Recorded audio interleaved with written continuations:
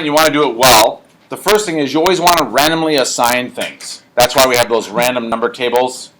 So when you have a completely randomized design, the treatments are assigned to all the experimental units by chance, again using our table. This diagram down below is the general way that they do this.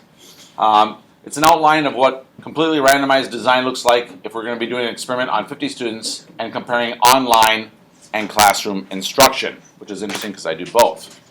So you take your 50 volunteer subjects. After you talk about who the group is, the very next statement that you make is that you're going to randomly assign. Always. Whenever you're doing experimental design, you talk about random assignment. And then you split them to see what's going on. So 25 of those randomly assigned people get the first treatment, which is the online treatment. The second group of 25 students that you talk about gets the second treatment, which is the classroom treatment. And then in the end, you always talk about comparing, whatever it is you want to compare. Okay, so it always works the same. Talk about the subjects, talk about randomly assigning them, talk about how many are in each group, what the treatment is, and then at the end, you compare. It's always like that. A control group is a group in an experiment that provides a baseline for comparing effects. So like if you want to see the effect of sugar on people, you'd have one group that didn't have sugar, that's the control group, and then the other group that had sugar. That's what they're talking about. An important tip, if you're asked to describe the design of an experiment on the exam, you don't get full credit for a diagram like the one above. You're also supposed to describe how the treatments are designed, or assigned to the experimental units, and clearly state what will be measured and compared. It's okay to start with a diagram, but then add a few sentences. Okay, just write the words out of what's happening. Example. So we'll do a diagram in this one and then we'll talk about what's happening. A health organization wants to know if a low carb or a low fat diet is more effective for long-term weight loss. So you know that you already have two groups, carbs and diet, or fat, and then at the end you're going to compare weight loss. The organization decides to conduct an experiment to compare these two diet plans with a control group that is only provided with a brochure about healthy eating. 90 volunteers are agreeing to participate in the study for 1 year. Outline a completely randomized design for this experiment and then write a few sentences talking about it. So the first thing that you do is you talk about you have 90 volunteers.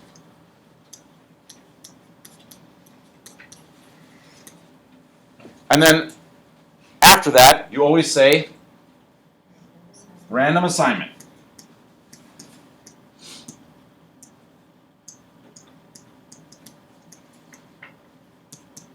And you notice how we had the carbs, the fat, and then a control group, so we're going to have 3 arrows. And then what you talk about is group 1 are the 30, what was the first one? Low carb? 30 low carb. And then group 2 are the 30 low fat. And then group 3 is what we call the control group. And they were the brochure. Bless you. And then after we get done with that, what are we going to do?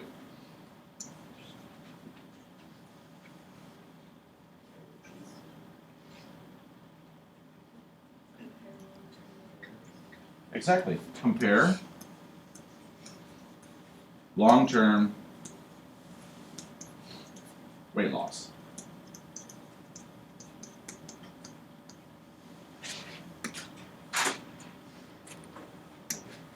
Okay, so first of all, to implement the design, we're going to use 90 equal-sized pieces of paper.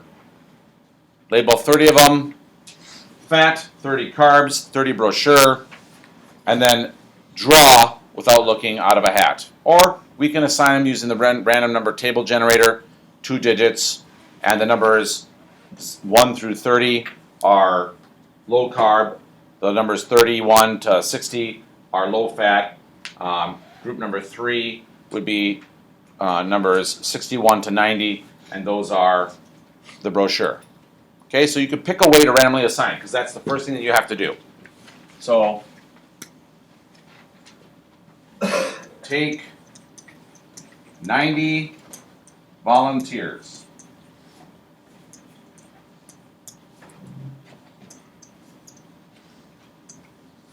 Randomly assign each a number 1 through 90. Use, pardon me? Should it be 0, 1? 0, 1, sorry. That makes you happier. 0, 1 to 90. Use the table, the random table that is, to select groups. We're going to describe how to do that. So 0, 1 to 30 is the low carb. 31 to 60 is the low fat. And 61 to 90 is the control group, or in other words, the brochure group. Last part is you're going to decide how you're going to describe what's going to happen in the end. So after 1 year,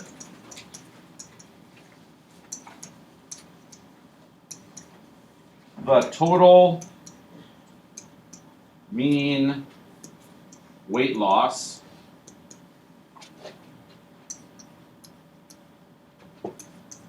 for each group will be compared.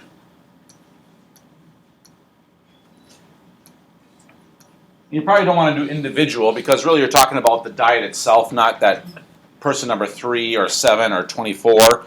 You're talking about, did the low carb diet do better than the low fat, or did the low fat do better than the control group, whatever.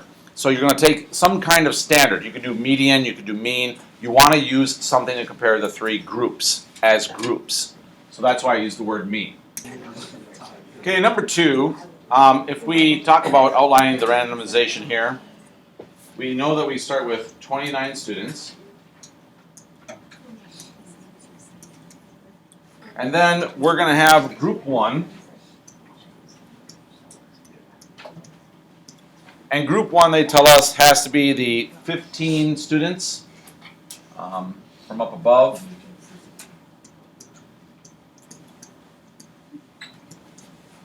And those 15 students get treatment 1, which is they are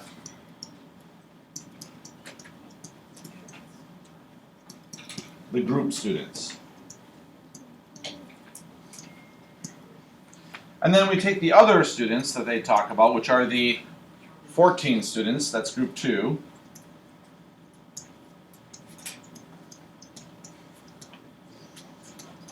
And they get the second treatment.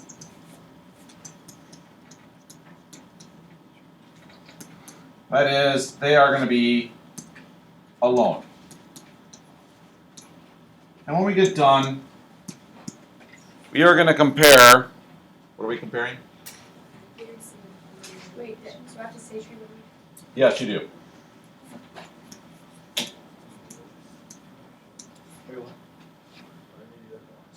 Final performance. Or I think it's compare evaluations. Accuracy of the evaluation. Students evaluate their final performance. Oh, yeah. Evaluate their final performance. I'm going to go with performance. You break down whatever you want. Evaluations, accuracy. It the same way. That's fine. You can do numbers out of a hat if you want to. I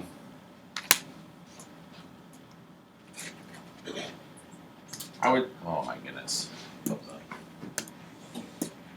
I would randomly assign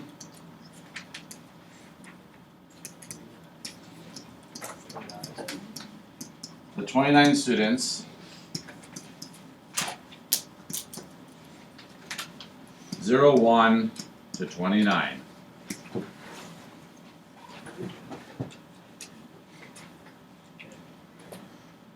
Using the random number table, I would assign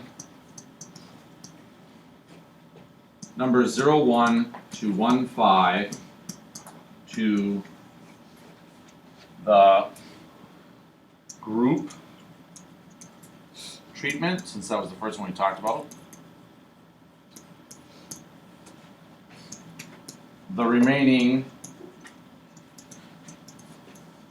students would get the second treatment, which was the treatment of being alone.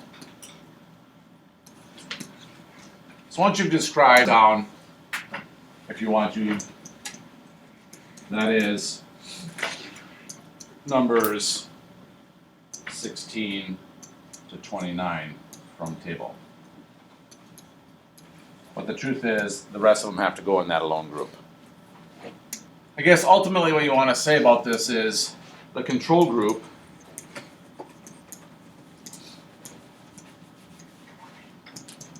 is there to compare results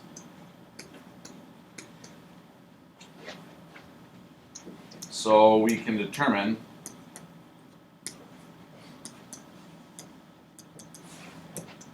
if group work